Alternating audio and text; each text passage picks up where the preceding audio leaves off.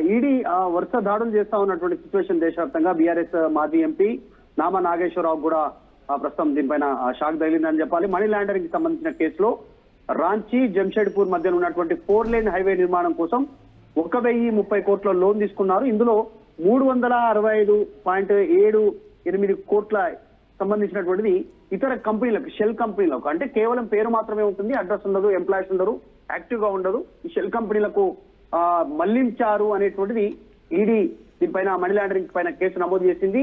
CBI దీనిపైన కూడా, CBI డైరెక్టర్ల పైన కూడా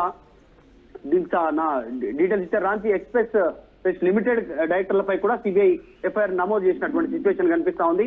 అయితే గత కొంతకాలం నుంచి కేసు పైన వినిపిస్తా ఉన్నాయి. ఈడీ దృష్టి పెట్టింది, కొత్తగా దాడులు చేస్తా ఉంది. డీటెయిల్ గా మరికొంత సమాచారం బయటకు వచ్చే అవకాశం ఉంది. ప్రస్తుతానికి మధుకాన్ కంపెనీకి చెందినటువంటి మొత్తం 96 కోట్లకు పైగా డబ్బుని జప్తు చేసినట్టుగా తెలుస్తా ఉంది.